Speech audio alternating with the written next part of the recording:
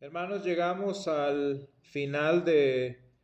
último domingo del año cristiano 2020-2021 y le damos gracias al Señor porque su mano ha estado con nosotros en todo este tiempo y precisamente también porque nos ha guiado en estas últimas semanas a través del Evangelio según San Marcos, un evangelio pues al ser palabra de Dios muy importante y de bendición para nosotros en todo este tiempo que le hemos estado estudiando. Y el día de hoy, hermanos, el último domingo de la estación de Trinidad, pues llegamos al final también, según nos lo marca nuestras lecturas, del plan de salvación que el Señor tiene preparado para nosotros, del proyecto de salvación que nuestro Dios a su tiempo hará realidad para nosotros. Y hermanos, para el cristiano, decíamos hace 8 días, que la promesa de que nos levantaremos para recibir nuestra heredad al final de los tiempos, como dice Daniel 13, permanece para siempre. Y esta frase, hermanos, de permanecer por siempre, es también un elemento importante en este caso del Evangelio de hoy.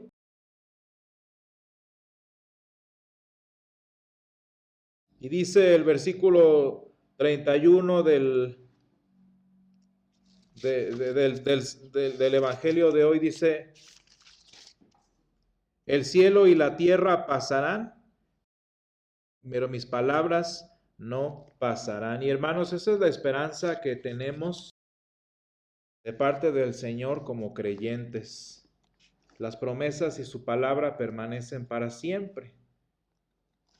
Sin embargo, hermanos, esta promesa no solo es sostenida el día de hoy, no solo es fortalecida en nosotros cuando leemos la Escritura por nuestro Dios, sino que también, hermanos, según la misma promesa dice, nuestro Señor ha prometido que Él mismo va a venir y la va a hacer realidad, la va a realizar para nosotros en su segunda venida en gloria. De eso trata el Evangelio de hoy, de eso es la profecía, y vaya, incluso no diríamos profecía en sí, que sí es bastante clara, sino también los planes del Señor. Qué importante es que el Señor, aparte de profeta, también es el que hace los planes. Y el día de hoy, hermanos, el Señor simplemente nos está diciendo qué va a hacer. Y así leemos hoy, hermanos, en el Evangelio, según San Marcos capítulo 13, los versículos del 24 al 31.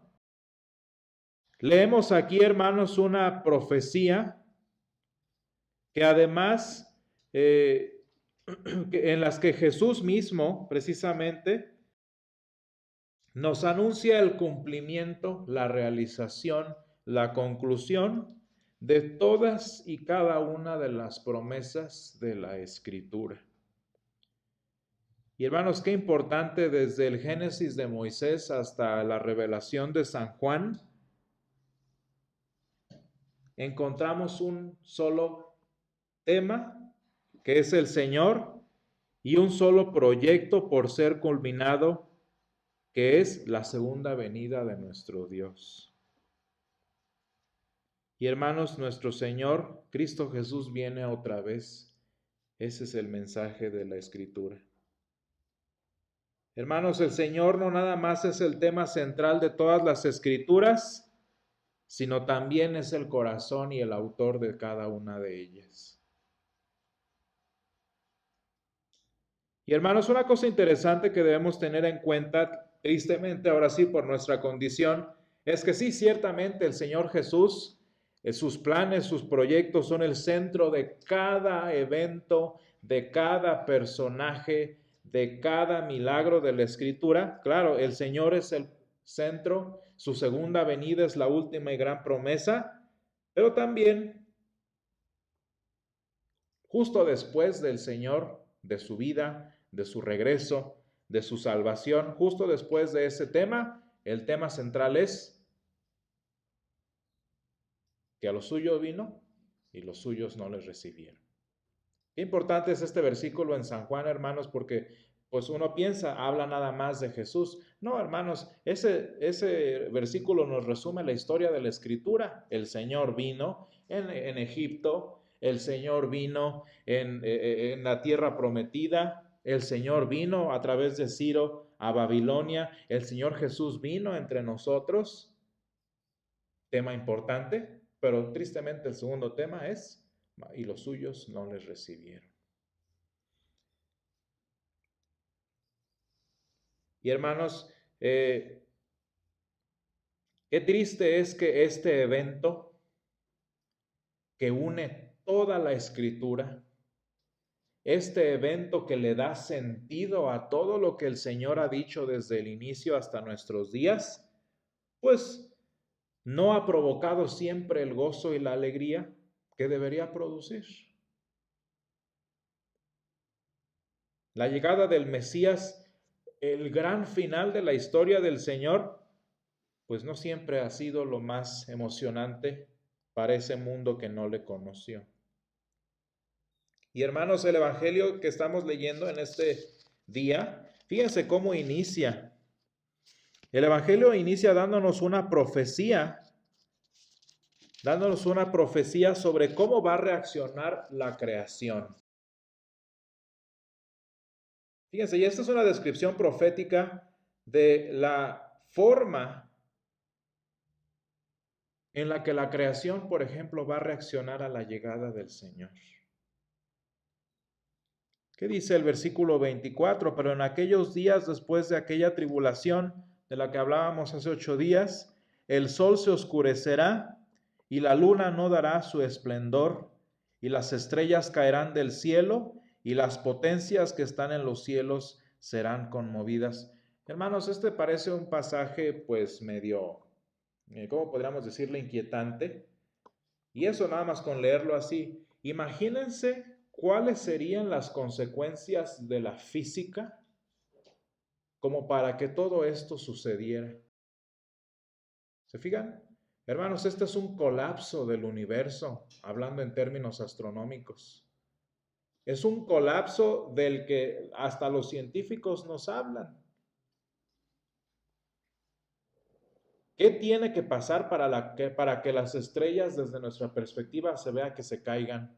Obviamente no van a caer lucecitas. Estamos hablando de los astros.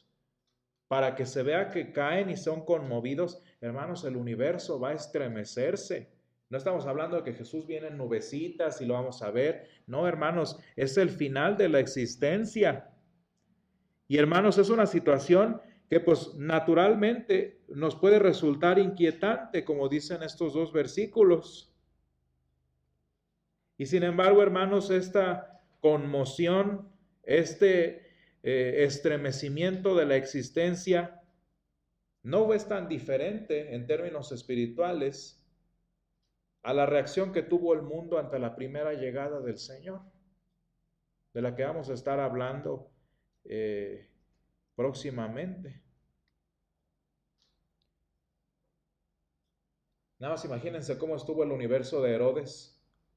Su estrella hemos visto en el oriente y venimos a adorarle. Imagínense como decimos nosotros, el bajón que le dio a Herodes. Imagínense, hermanos, el estremecimiento de Satanás y sus huestes cuando los ángeles dijeron gloria a Dios en las alturas. Y hermanos, es que esta descripción profética de cómo va a reaccionar, de esta reacción profética del universo, es precisamente pues porque el universo, al igual que Herodes, al igual que los que no lo conocieron, sufren y sufrirán los dolores de un estado caído, de un estado de corrupción. Hermanos, todo lo que la gente dice que es el cambio climático, que es culpa de las transnacionales y tanto que se ha sacado dinero de eso, fíjense cómo en realidad todo esto que dicen es la condición caída de un universo que está colapsando. Y hermanos, así como el universo está corrompido, así como el universo está desahuciado, el corazón de las personas está igual, hermanos. Y por este corazón enfermo, por este corazón moribundo, es que aunque Jesús vino, el mundo no lo conoció. Y hermanos, eso lo vemos en nuestras familias, lo vemos entre nuestros amigos. Aunque el Señor está allí, tan enfermos están en su corazón que aunque Jesús viene, ellos no le conocen.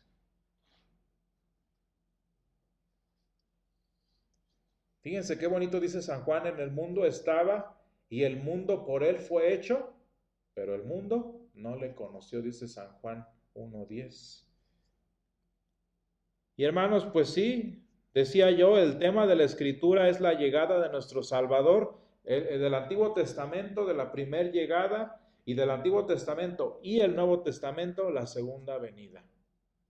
Ese es el tema central, pero decía yo, pues la oposición, el rechazo a esta segunda venida es el segundo tema, es el subtítulo, por así decirlo, de la historia de salvación. Y hermanos, ¿saben por qué? ¿Por qué el rechazo a que Jesús venga?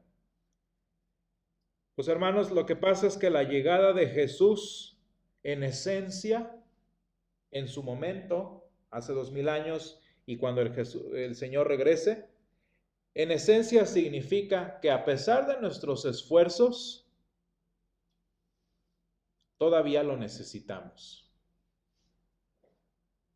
Y que a pesar de nuestros esfuerzos para salvarnos, para ganarnos el cielo, como nos ha propuesto Mohammed, como nos ha propuesto Buda, como nos ha propuesto el capitalismo, solo en Jesús hay salvación. Y como Jesús se lleva el crédito, como Jesús nos comprueba que Él es el Señor de vida y dador de salvación, ¿quién quiere no ser el protagonista de la propia historia? Hermanos, qué inconveniente es para nosotros que Jesús sea el protagonista de su propia historia, porque a nosotros, ¿qué nos queda? Pues nada.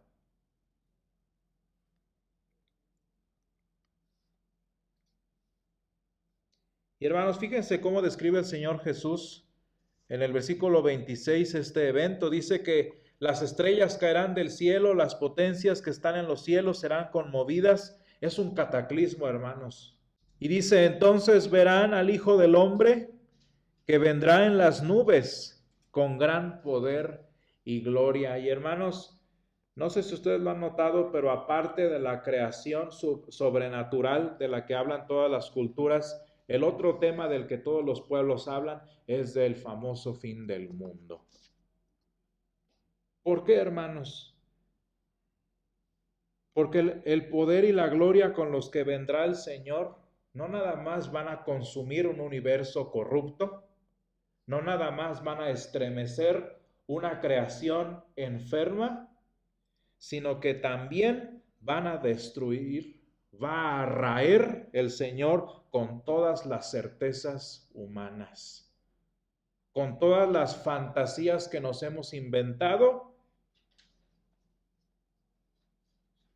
y todo lo que hemos hecho, hermanos, va a ver su fin ante el único y verdadero Dios. Hermanos, ¿se han puesto a pensar en la cara de los que les han dicho, ay, a mí no me hables de eso? Ay, no, yo no. ¿Se han puesto a pensar en qué cara van a poner cuando el Señor venga otra vez?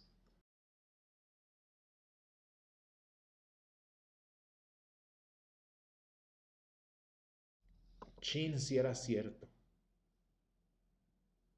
Pero para cuando digan si era cierto, va a ser demasiado tarde.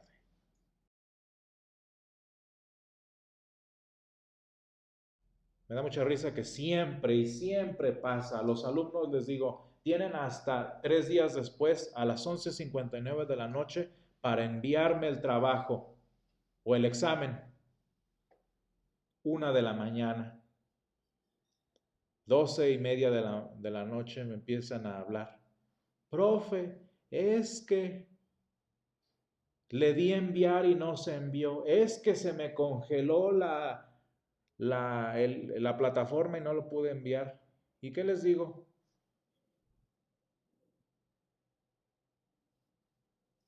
Y hermanos, así es la condición nuestra sin el Señor.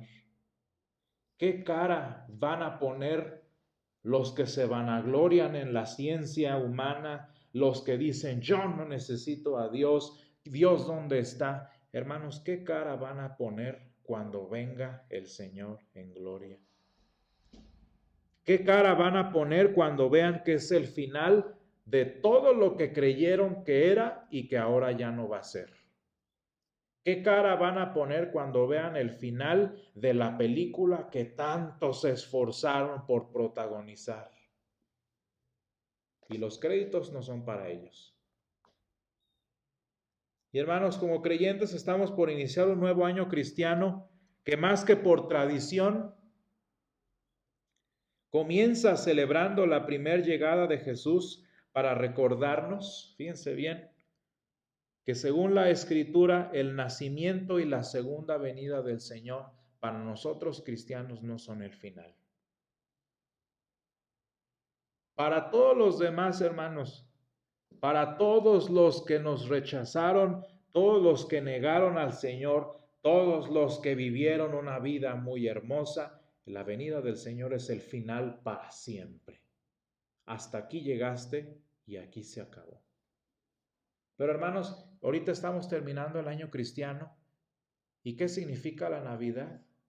¿Qué significa la segunda venida? ¿Se fijan cómo cada Navidad iniciamos con lo mismo y lo mismo y lo mismo? ¿Por qué, hermanos? Porque cuando el Señor venga no va a ser el final para nosotros. Y hermanos, para nosotros la Navidad es el inicio del año cristiano, ¿no? Y la venida del Señor Jesús por segunda vez va a ser el inicio de nuestra eternidad. Y apenas vamos. ¿Qué? 70 años de tristezas. Vamos para una eternidad, hermanos, que apenas va a empezar cuando el Señor venga. Y hermanos, ciertamente pues un evento tan apocalíptico como el que vemos aquí, que por cierto la palabra apocalipsis no tiene nada que ver con destrucción. Apocalipsis significa revelación. Pero bueno, vamos a usar la palabra apocalíptico, ¿no? Un escenario tan apocalíptico, pues obviamente nos parece imponente, ¿no? Imagínate ver tu universo colapsándose.